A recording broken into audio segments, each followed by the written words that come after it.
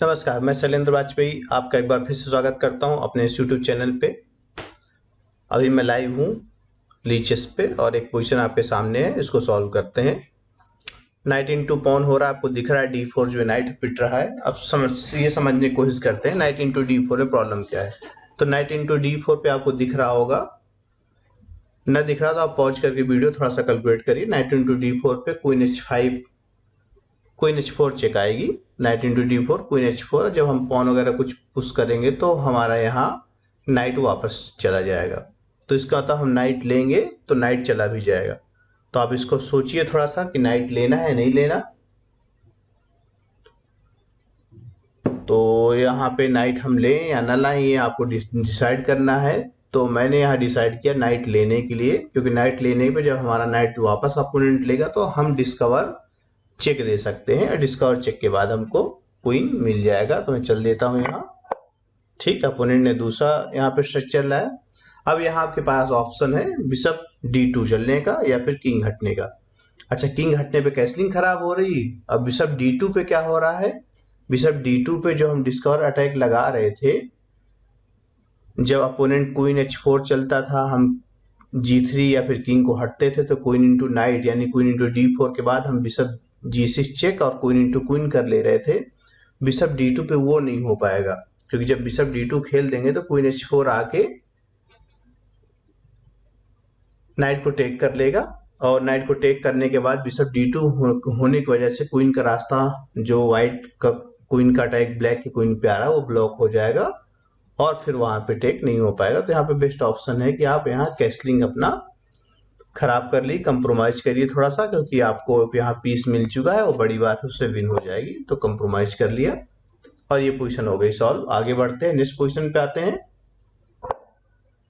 ठीक, थोड़ा सा यहाँ स्लो में कैलकुलेट करूंगा क्योंकि मेरे पास रिक्वेस्ट आई थी, थोड़ा आप स्लो बताइए। तो यहाँ थोड़ा सा स्लो देखते हैं। तो आपको दिख रहा है क्वीन इंटू F7 हो रहा है। क्वीन इंटू F7 के बाद मेटिंग थ्रेट होगा अगर क्वीन क्वीन को टेक न कर पाए तो आपको ये भी दिख रहा होगा रुक इंटू रुक भी हो रहा है। रुक इंटू रुक पे क्वीन इंटू रुक हो, उसके बाद हम क्वीन इंटू पॉन करें F7 तो टेक होके चेकमेट हो जाएगी। लेकिन यहाँ प्रॉब्लम इतनी है कि किंग G1 पे है, तो रुक इंटू रुक करेंगे तो क्वीन इंटू रुक होगा यानी B6, और फिर जब बिशप बीच में रखेंगे E3, तो वो इसलिए रखना पड़ेगा कि किंग के चेक है, हम क्वीन इंटू F7 नहीं कर सकते। और जब E3 चलेंगे तो अपोनेंट वहां पे अपने क्वीन को मूव करके सपोर्ट दे लेगा F7 पॉन पे।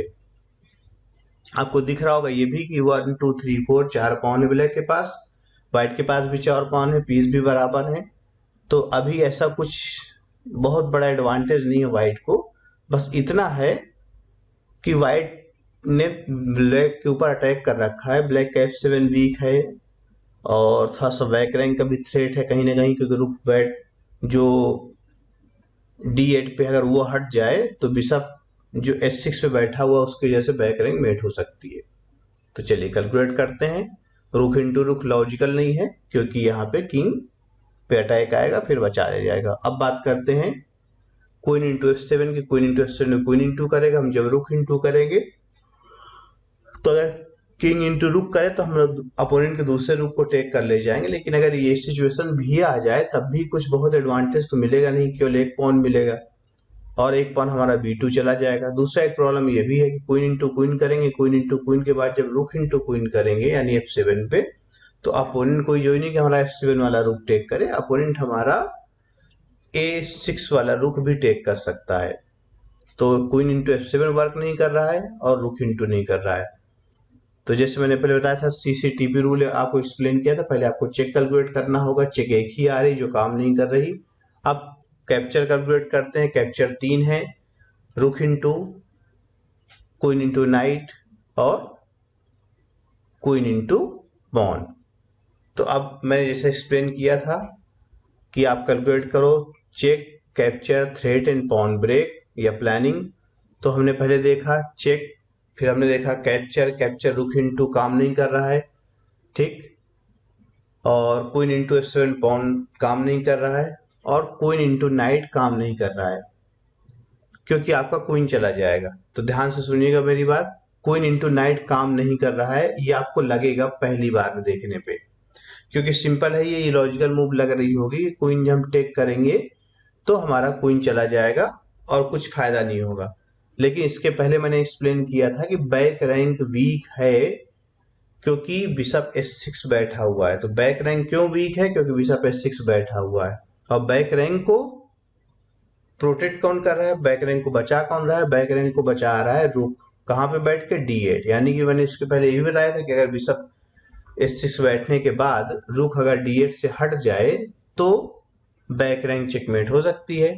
तो उम्मीद करते हैं आपको आइडिया मिल गया होगा। आइडिया है कि क्वीन सेक्रीफाइस कर दें और क्वीन सेक्रीफाइस के बाद अगर अपोनेंट इसको टेक करता है तो मेट हो जाएगी, नहीं टेक करता है तो यहाँ पे अभी आपको क्वीन बचाना है और साथ में क्या हो रहा है? रुक पे अटैक है। आप फिर थोड़ा सा यहाँ सोचिए आप क्या करना है।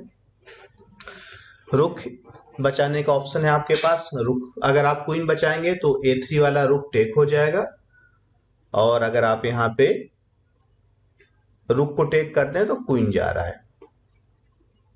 तो आपके पास ऑप्शन फिर से क्या क्या है चेक करिए। जैसे कि अब आप फिर से क्वीन को हटा सकते हो। क्वीन को हटाने में प्रॉब्लम क्या है कि आपका जो रुक A6 पे है तो टेक हो जाएगा। तो जब कभी ऐसी सिचुएशन आए तो आपको कुछ चीजें ध्यान रखनी है कि पीस को डिफेंस करना है, लेकिन पीस को डिफेंस करते समय यह ध्यान रखना है कि पीस को ऐसी जगह डिफेंड करने के लिए मूव करें जो काउंटर अटैक लाते हुए जाए।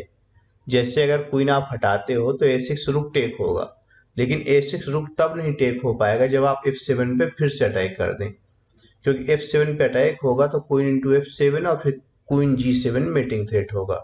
तो आपको यहाँ कहाँ हटना चाहिए? इस पोजिशन पे यहाँ हटना चाहिए क्वीन को F3। तो क्वीन को F3 में हटा ले रहा हूं और ये हमारी पोजीशन सॉल्व हो गई। चलिए एक पोजीशन और करते हैं, आगे बढ़ते हैं फिर से। हाँ यहाँ क्या हो रहा है? ब्लैक टू प्ले है, ब्लैक नाइट को टेक कर रहा है। चेक यहाँ एक आ रही है, अगर सीसीटीवी बात करें तो चेक एक आ रही है F1 से, वो काम नहीं करेगी। कैप्चर की बात करें, कैप्चर दोनों नाइट हो रहे हैं, कैप्चर बिशप हो रहा है, कैप्चर पॉन हो रहे हैं। ठीक, अब एक एक करके देख लेते हैं। अगर हम रुक कैप्चर करते हैं, कौन सा, सॉरी रुक से अगर मैं B2 पॉन कैप्चर करता हूं तो रुक B2 बिशप कैप्चर करेंगे तो रुक से कैप्चर हो जाएगा। देन हमारे पास ऑप्शन होगा कि हम पॉन को कैप्चर कर लें C3। जब हमने रुक इंटू बिशप किया, रुक इंटू हुआ, जब पॉन C3 पॉन को टेक किया तो रुक पे अटैक है। अगर रुक यहाँ हटता है तो पीछे एक और रुक है A1 पे, तो A1 पे भी अटैक आएगा। अब A1 पे सपोर्ट देते हुए रुक को हटना पड़ेगा, तो वो स्क्वायर होगा B1 या फिर A2। अच्छा B1 जाएगा तब भी हम क्वीन इंटू D4 कर ले जाएंगे और A2 जाएगा तब भी हम A2 और B1 दो ऑप्शन है, मतलब जो कैलकुलेट कर रहा हूँ फिर से एक बार देख लेते हैं, बता देता हूँ मैं। हम कैलकुलेट कर रहे हैं, चेक में कुछ मिल नहीं रहा है। कैप्चर कौन सा हो रहा है? कैप्चर हो रहा है bishop, rook into bishop, rook into rook, then queen into C3 pawn. अब अपोनेंट को बचाना है रुक को। रुक बचाने के लिए B1 जा सकता है या फिर A2 जा सकता है, या फिर वो जो रुक है अपना A1 वाला उसको B1 या A2 ला सकता है। तो दोनों कंडीशन में हम क्वीन इंटू D4 कर ले जाएंगे। क्वीन इंटू D4 बाद किंग हटेगा और हमको नाइट वापस मिल जाएगा।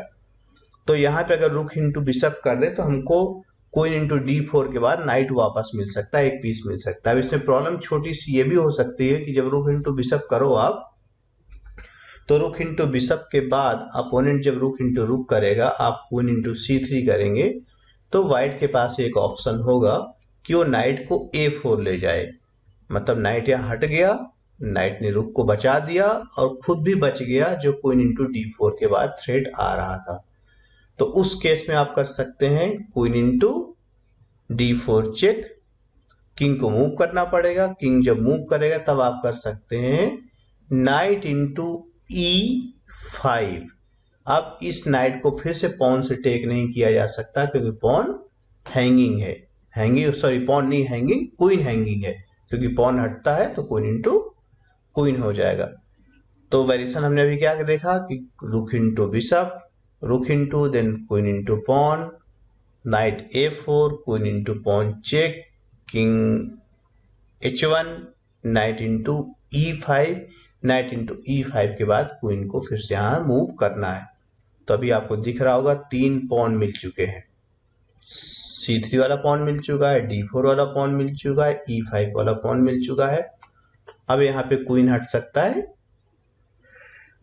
H4, H4 पे बिशप पे अटैक है, और बिशप अगर हम G7 हटते हैं तो क्वीन इंटू H7 मेट हो जाएगा। इसलिए यहाँ पे H4 के बाद बिशप से नाइट को टेक करना पड़ेगा, टेक हो जाएगा। वो हमारे बिशप को टेक कर लेगा क्वीन से। अब हमारा नाइट जो है वो हैंगिंग होगा, नाइट फिर से टेक हो रहा होगा। जब नाइट टेक हो रहा होगा तो हम इस नाइट को फिर से ले जा सकते हैं D3। नाइट D3 आने के बाद 2 थ्रेट होंगे, एक तो रुक पिट रहा होगा और दूसरा थ्रेट होगा नाइट F2 करके स्मूथर्ड मेट। अगर किसी को स्मूथर्ड मेट ना पता हो तो मैंने कुछ वीडियो बनाए, उसको देखिएगा तो उसमें पता चल जाएगा। तो फिलहाल अभी चल देते हैं, मुझे लग रहा है ये ऑप्शन बेस्ट है और इसमें कुछ बहुत देखने की जरूरत नहीं है। ठीक है, अपोनेंट ने यहाँ पे इसको टेक नहीं किया तो ये हट गया क्वीन को। अब यहाँ दिख रहा है आपको कि हम रुक इंटू रुक कर सकते हैं और बिशप इंटू नाइट कर सकते हैं। तो फिर से हम नए सिरे से वही चीज अप्लाई करते हैं जैसे मैंने पहले बताया था। फिर से CCTP रूल आपको अप्लाई करना है हर एक मूव के बाद, हर एक पोजिशन के बाद। तो यहाँ पे चेक जो आ रही है, क्वीन F1 आ रही, पिट जाएगा। रुक आ रहा है, B1 से चेक पिट जाएगा, चेक से कोई फायदा नहीं है। रुक इंटू रुक हो रहा है, रुक इंटू रुक पे क्वीन इंटू बिशप हो जाएगा, फिर H7 मेट लगने लगेगी और रुक आपका F2 पे हैंगिंग हो जाएगा। इसलिए बेटर होगा कि आप पहले टेक करें नाइट को। अब हम बिशप इंटू जब नाइट करेंगे तो रुक हमारा टेक कर लेगा अपने मतलब रुक को B2 वाले को, और फिर हम अपना बिशप बचा ले जाएंगे या बिशप से पॉन को टेक कर लेंगे। तो पीस हमारे पास 2 हो जाएंगे, रुक के बदले में पॉन भी ज्यादा हो जाएगा। एक पॉन वहां मिल चुका होगा, एक पॉन F4 मिल जाएगा, अब पोजिशन यहाँ प्लस हो जाएगी। तो यहाँ पे मैं मूव चल देता हूँ फिर से। वैसे एक ऑप्शन यहाँ पे किंग G7 का भी है, लेकिन वो लॉजिकल नहीं है क्योंकि रुक इंटू रुक कर देगा अपोनेंट। अब हम जो थ्रेट लगा रहे थे क्वीन इंटू C3 का, वो नहीं लग पाएगा। इसलिए बेटर होगा कि आप इसको टेक कर दीजिए। अपोनेंट ने टेक किया, एक और पॉन ले लेते हैं। अच्छा, ये पोजीशन कह रहा है कि यहाँ पे ये जो पॉन बिशप इंटू पॉन की है, ये एक्यूरेट मूव नहीं है, इसमें कुछ मिस हो रहा है।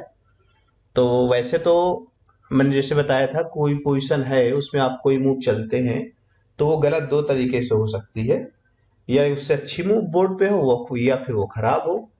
तो कई बार हम लोग बहुत अच्छी मूव नहीं ढूंढते बोर्ड पे। जैसे कि अगर आपको भूख लगी है तो अगर आपको तुरंत खाना चाहिए, यानी कि आपको विन करना है, तो आपको उतने मटेरियल चाहिए होंगे जितने से आप सफिशिएंट कॉन्फिडेंस के साथ विन कर ले जाओ। जैसे अगर मैं एक वेरिएशन है जिसमें मुझे पॉन मिल रहा है और उस पॉन में इंड गेम आ रहा है और मैं कॉन्फिडेंट हूं कि उस पॉन को मैं कन्वर्ट कर ले जाऊंगा क्वीन बनाने में और 100% श्योर हूं मैं विन कर ले जाऊंगा, तो मुझे फिर बहुत आगे उसके नहीं भागना कि कोई और मटेरियल ऑप्शन देखें जिसमें कि पीस मिल जाए, जिसमें और अच्छी तरीके से विन हो जाए। क्यों, आप कॉन्फिडेंट होना चाहिए आपको कि विन हो जाएगा। जैसे मैं भी चर्चा कर रहा था कि आपको भूख लगी है तो आपके पास ऑप्शन है कुछ खाने के और कुछ ऐसा भी जो आप अच्छा बना के खा सकते हैं। तो जो नहीं कि आप अच्छा बना के खाएं, जो आपके पास अवेलेबल है, अगर आपको लग रहा है हाँ ये इससे भी काम चल सकता है तो वो भी खा सकते हैं। तो अल्टीमेटली हमारा जो गोल है चेस में विन करना, और कई बार हम ऐसी मूव से भी विन कर ले जाते हैं जो बेस्ट मूव नहीं होती बोर्ड पे, लेकिन हम कॉन्फिडेंट होते हैं कि हाँ इस मूव के बाद जो पोजीशन आएगी तो हम उससे विन कर ले जाएंगे।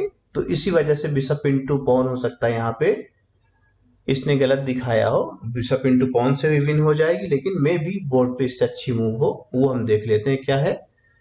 तो इससे अच्छी मूव क्या हो सकती है बोर्ड पे, बिशप को बैक लेना, जो बिशप टेक हो रहा है। बिशप कहाँ आ रहा है, E7 बैक लेके नाइट पे अटैक लाएंगे तो नाइट कहाँ जाएगा, नाइट जाएगा A4 पे, और जब नाइट A4 पे जाएगा तो नाइट इंटू D4 हम नहीं कर पाएंगे। नाइट इंटू D4 नहीं होगा कि पॉन इंटू बाद क्वीन इंटू होगा, क्वीन इंटू बाद रुक उसका सपोर्ट पे होगा। और फिर एक ऑप्शन हमारे पास है कि बिशप को E8 वापस आ जाएं। एक हम ये भी कर सकते हैं शायद कि हम नाइट इंटू पॉन कर दें D4।